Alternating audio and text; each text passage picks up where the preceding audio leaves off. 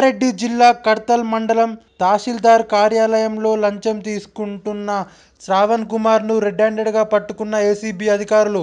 ఈ రోజు కడ్తల్ తహసీల్దార్ ఆఫీసులో ఆర్ఐ అవినీతి ఏసీబీలకు రెడ్ హ్యాండ్ గా పట్టుబట్టడం జరిగింది. ఆ విషయాలను ఇప్పుడు మనం బాధితుల నుండి డబ్బులు ఇచ్చిన వాళ్ళతోనే తెలుసుకున్నాం.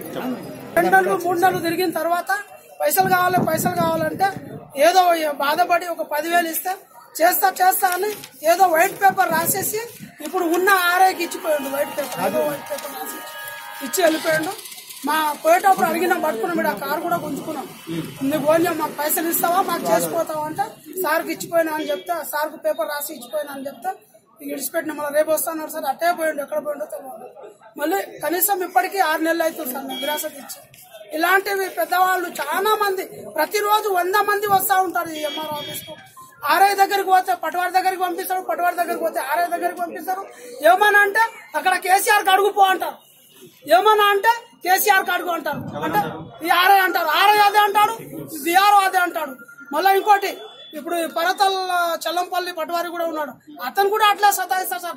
ప్రతి ఒక్కరికి ఏమన్నా అడిగితే కేసీఆర్ అడుగుండ్రి, అది ధర్నీ రాలేదు, వెబ్సైట్ రాలేదు, ఏదో ఒకటి చెప్తా ఉన్నది. ఇప్పుడు ఆ ఫార్మ్స్ కూడా వాళ్ళ దగ్గరనే ఉంది, మా ఫార్మ్స్ కూడా వాళ్ళ దగ్గరనే ఉంది. 6 నెలలు ఇచ్చి కూడా రోజు తిరుగుతున్నాం. ఏమన్నా పైసలు కావాలంటే ఇంకా పైసలు కావాలంటే ఇస్తామంటే చెప్తామంటారు. ఆ పని చేయరు, ఏం చేయరు. 6 నెలల నుంచి తిరుగుతున్నాం సార్. మా ఫామ్ కూడా అదే ఆఫీస్ లో ఉన్నది. ఇక భరత్బాయికి 7 మంది మీ అక్క చెల్లెళ్ళం ఎత్తుకు 33,500 ఇచ్చినాం చేస్తానది. ఆమె చేయలేదు. మళ్ళీ నవీన్ సారు ఇంకో ఆయన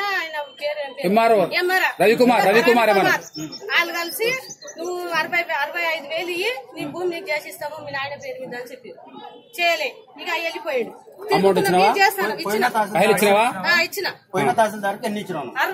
ఇచ్చిన చేస్తాడు.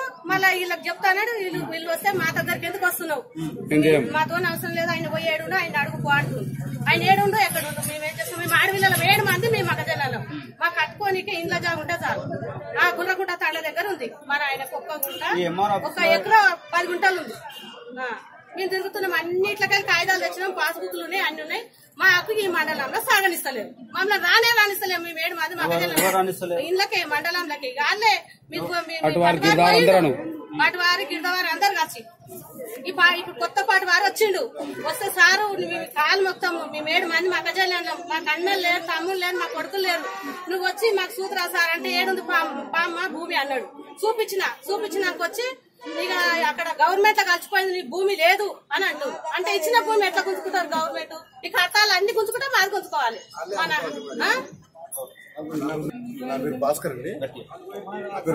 సలాకున్నది అంటే మా భూమి కొద్దిగా లిటిగేషన్ ఉండేది. అంటే అక్కడ కాకుండా మన రిజిస్ట్రేషన్ ఆఫీస్ ఉంది కదా, అక్కడ సిలింగ్ భూమి అని చూపిస్తున్నారు సిస్టమ్. దాని గురించి మేము వెళ్ళాం, అక్కడికి రిజిస్ట్రేషన్ చేయించడానికి వెళ్ళాం.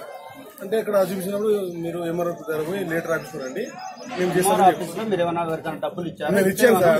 మొత్తం చెప్తున్నాం కదా. అంటే అక్కడ నుంచి ఇక్కడ వచ్చాం మేము. అంటే మేడం ఆ రోజు లేకుండే, లీవ్లో ఉన్నారు. ఇప్పుడు ఉన్నారు కదా అరుసింగ్ ఆయన చెప్పేవాళ్ళంట. ఆయన రికార్డులో రాసి మాకు ఇస్తే మేము అక్కడ పోయి రిజిస్ట్రేషన్ చేయించుకోం సార్ అంటే పోయినవారు. సరే రాసాను, నాకు 10 రోజులు డబ్బులు ఇచ్చిన సార్. 1,200 రూపాయలు ఇచ్చాను. 1,200 రూపాయలు ఇచ్చాను రుసింగ్ 1200 రికార్డు కోసమా? రికార్డు కోసం చెప్పండి. అక్కడ ఇంకా ఎవరున్నారు మాట్లాడి చెప్పండి. నేను కూడా పైసలు ఇచ్చిన సార్, 7,000 రూపాయలు ఇచ్చిన సార్. ఇప్పటిదాకా భూమి లేదు, ఏం లేదు, ఏం ఇచ్చేది సార్. 12 ఎకరాల భూమి ఇంకా కూడా ఇచ్చేది. ఏమంటారు ఇలా ఇస్తా రేపు ఇస్తా అని 6 నెలలు దిగిన సార్. ఎవరికి ఇచ్చినావు పైసలు?